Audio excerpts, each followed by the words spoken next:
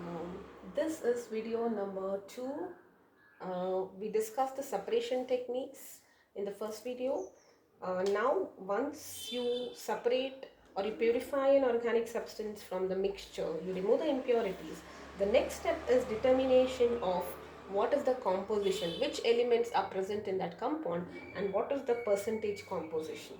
Correct? So, you detect the elements after purification. You detect the elements are detected, and the technique of detection of which element, I have a compound X compound, what all elements are present, does it have carbon, does it have nitrogen.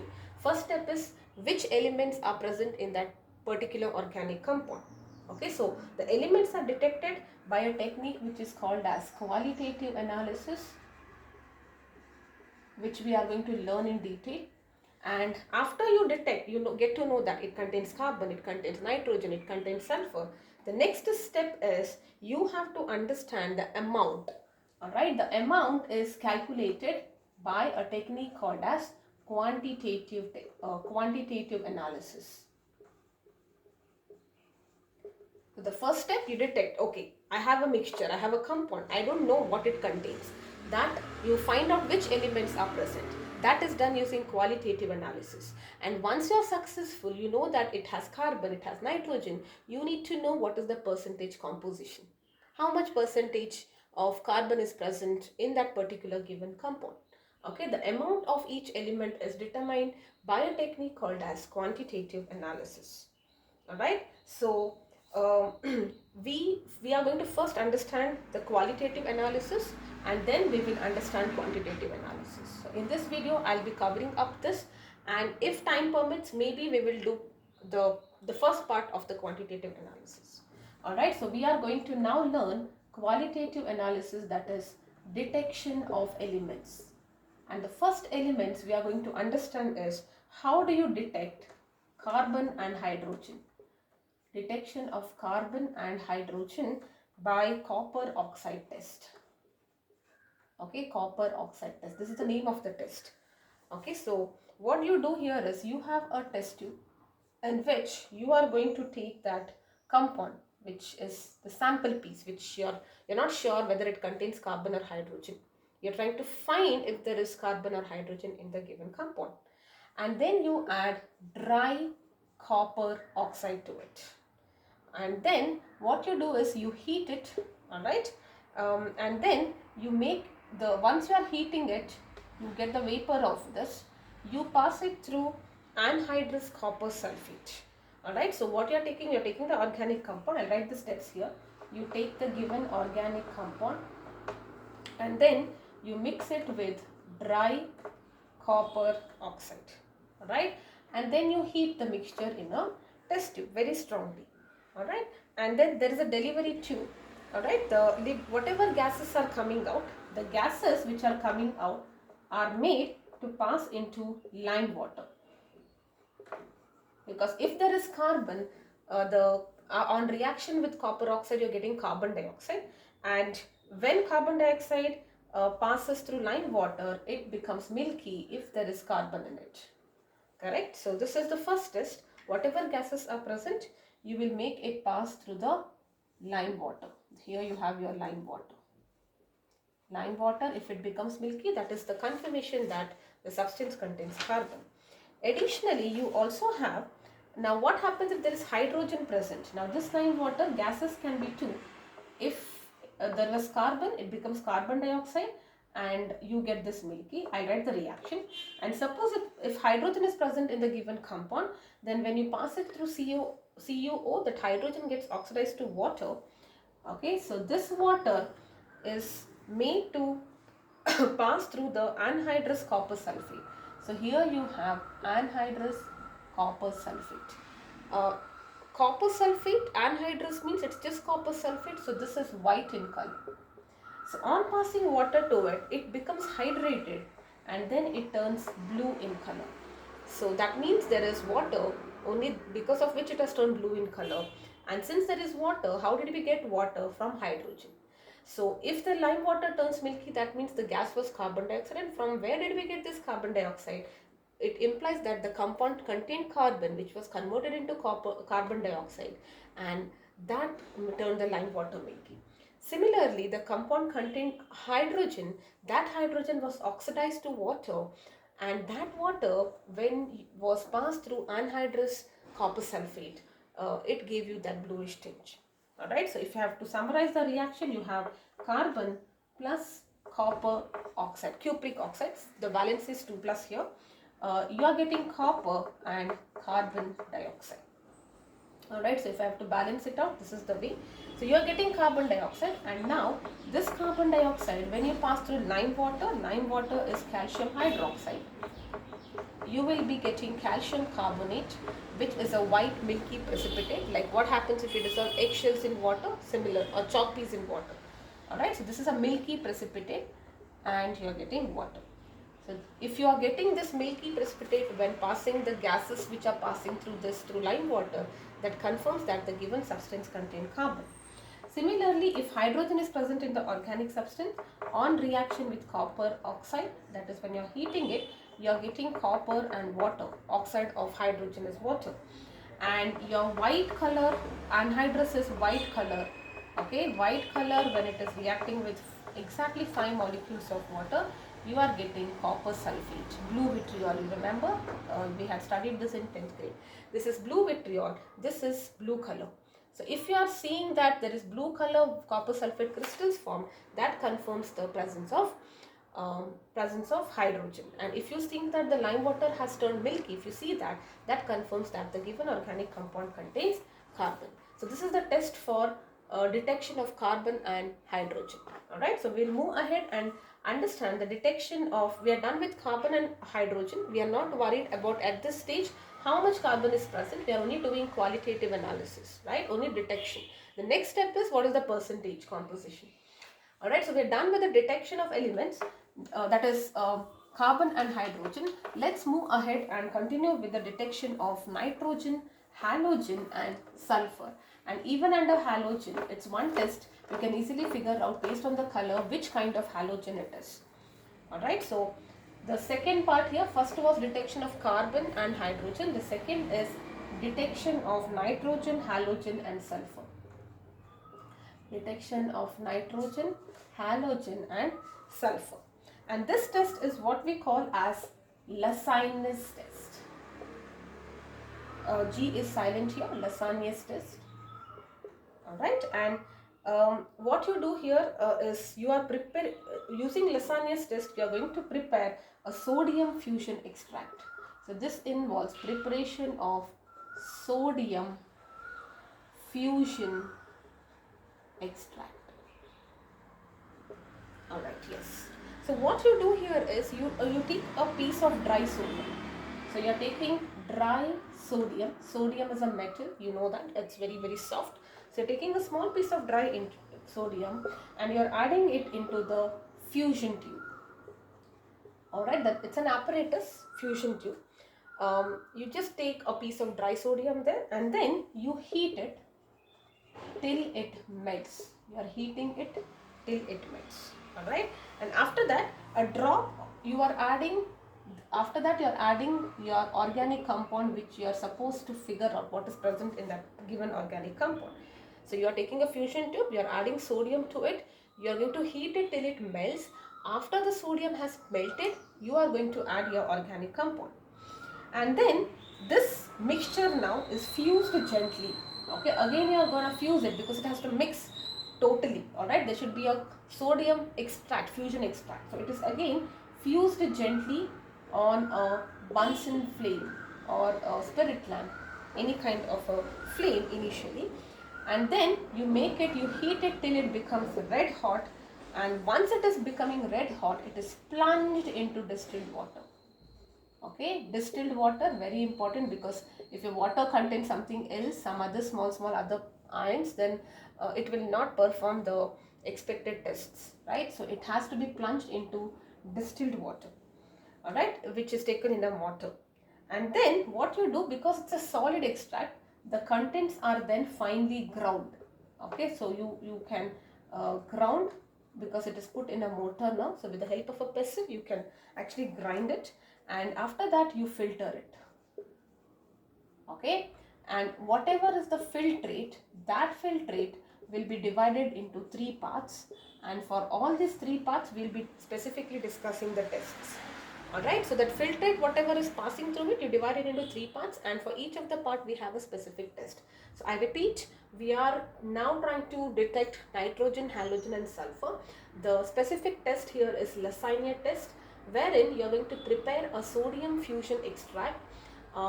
Dry sodium plus you're taking in a fusion tube, you're going to heat till it melts, and then you're going to add the organic compound, slowly fuse it gently by burning it with the help of a Bunsen flame, and then heat it till it becomes red hot.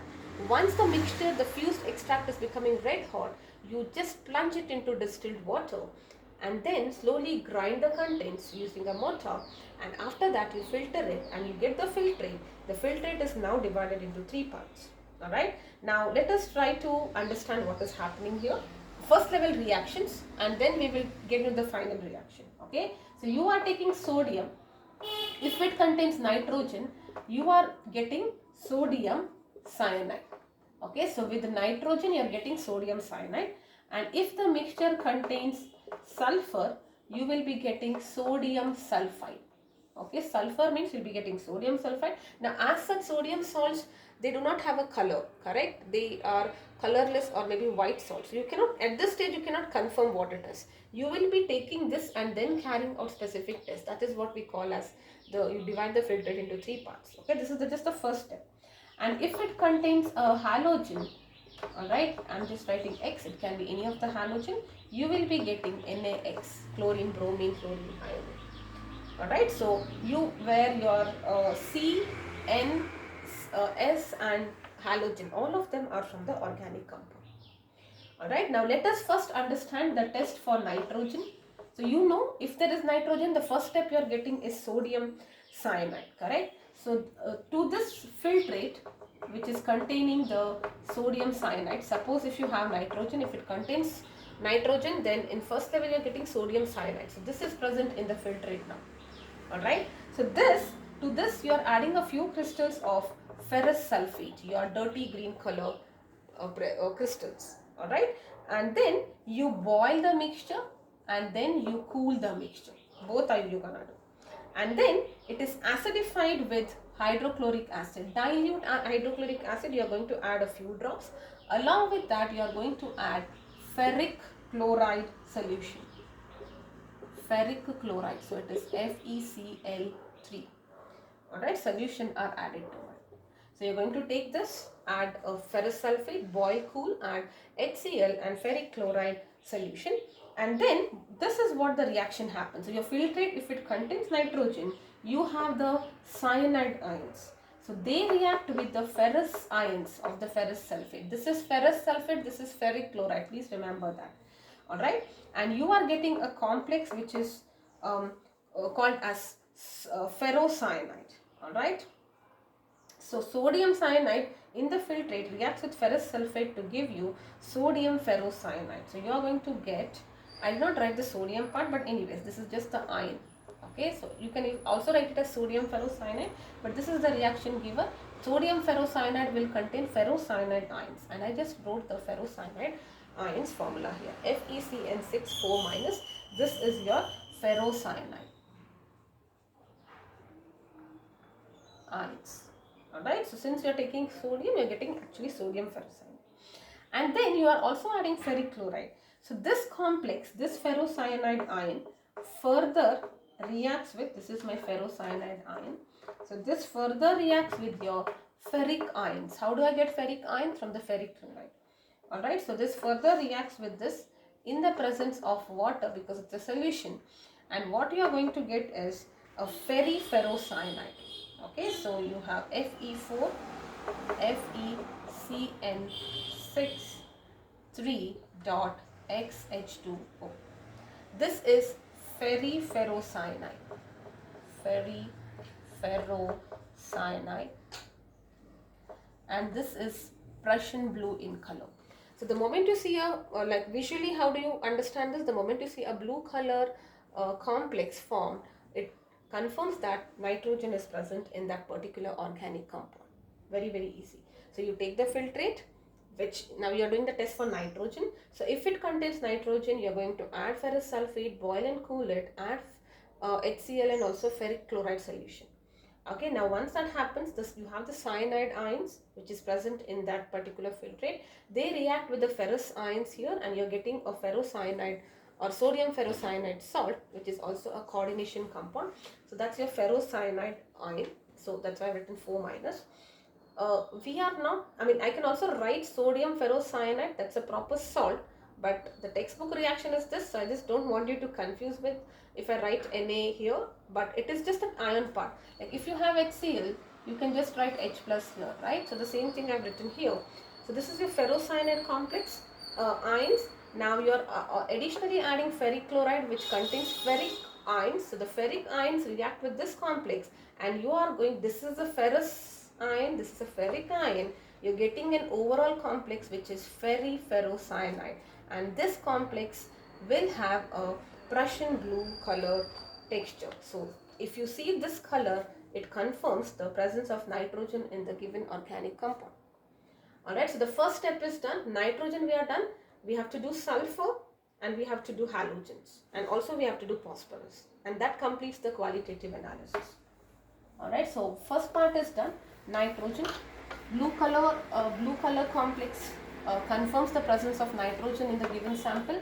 Let's now talk about how do we confirm the presence of sulfur, if at all it is present. So we are going to learn the test for sulfur here, qualitative analysis again, which will be followed by quantitative analysis. So again, you take a small amount of filtrate. Now if the sulfur is present, how is sulfur present in the filtrate? In the form of sodium sulfide. That means you are having sulfide ions, correct? Now you treat it with excess acetic acid. Acetic acid is your vinegar.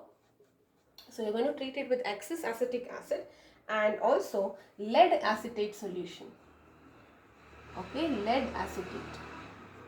Lead acetate is CH3COOPB. This is lead acetate.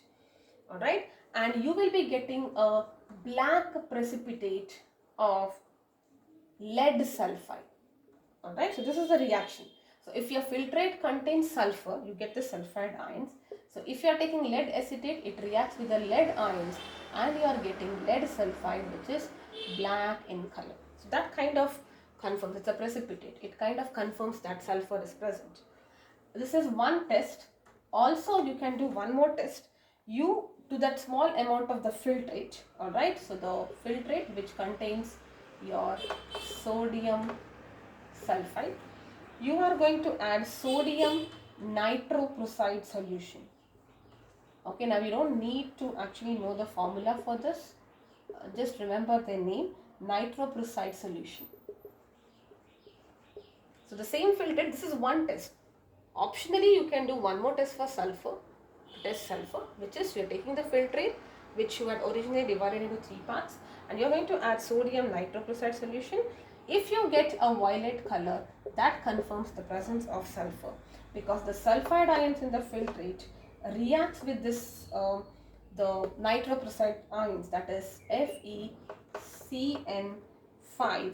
Okay, this is a coordination compound which you will study next year, 2 minus, and you are going to get a violet complex, that is iron with cyanide, ferrocyanide and NOS. The sulfur in your organic compound, it reacts with this NO group and it forms this complex. Okay, and the charge here is 4 minus. So this is violet in color. So if you see a violet color complex, also it confirms that there is sulfur present in the solution. Alright, so these are the 2 tests. Now if it contains both nitrogen and sulfur, there is a chance that both nitrogen is also present, sulfur is also present. Then this extract will give a blood red color. Okay, blood red color it gives with ferric chloride. When you add it to ferric chloride, it will give you blood red color because of the formation of, and why this blood red color? It is because of ferric thiocyanide. Okay, so you have sodium, the initial test whatever you did, and then if it has both carbon, of course it's there, nitrogen and sulfur, you are getting sodium thiocyanide.